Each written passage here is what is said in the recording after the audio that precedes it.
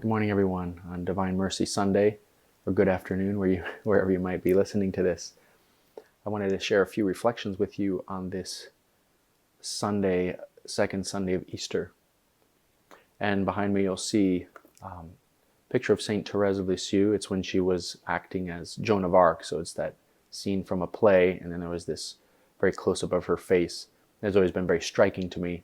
And then you'll see next to that, it's far behind me, so I'm sorry it's so small, but picture of my ordination, the group, and then also the greeting of peace with the bishop who ordained me.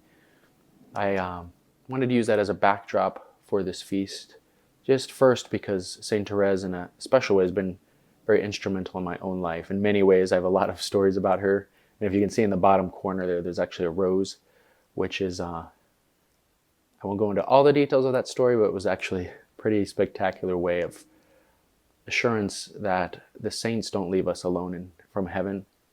So that was a special gift prior to my ordination that just really was a great consolation to me, that we're never alone.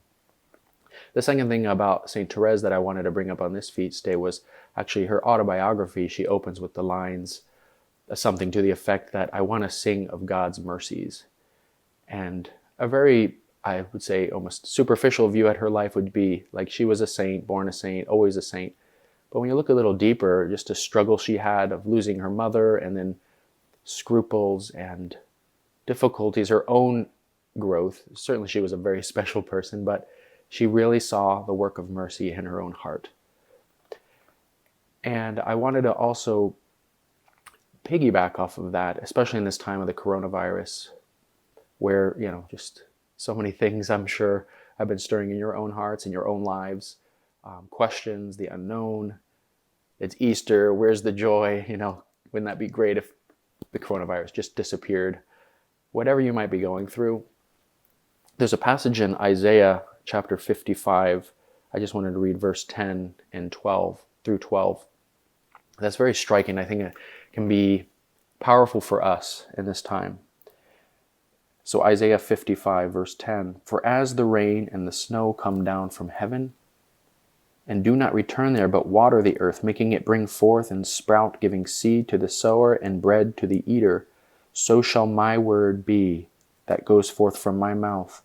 It shall not return to me empty, but it shall accomplish that which I intend, and propose in the thing for which I sent it." Now what I want to reflect on there is the opening line.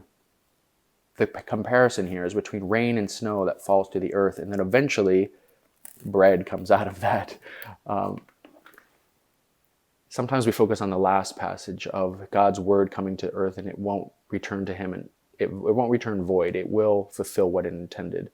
But if we think of the process between the rain falling to the earth and bread being made, there's a lot that goes on in between those two things.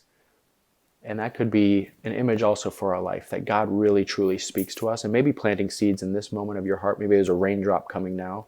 Maybe there's a raindrop that fell years ago, and now it's starting to sprout. Or maybe it's now the mill where it's grinding down the grain. Maybe it's the moment of the fire where the grain is already kneaded, mixed with water and oil. It's made into flour. It's made into now burning in the oven to become bread. Or maybe you are experiencing the joy of the fullness of bread, right? In some way in this life, it's always a process. We're not fully loaves, if we can use that image. That's really where we're headed. But at the same time, there are many marks of God's grace. So I want to leave with that message of really hoping in God, God's promise of consolation, God's promise of joy and peace, God's comfort in a sorrowful time, especially if you've lost someone. He's not indifferent to your sorrow, so that grief that you're going through, he's with you.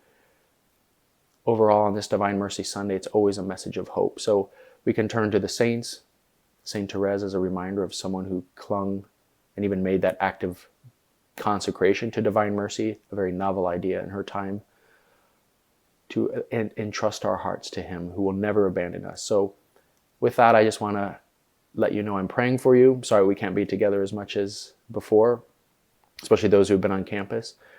And in a special way, continue on to wish you a happy Easter on this octave, 8 days from the resurrection. And never let your hearts be troubled, but know the peace of Christ. God bless.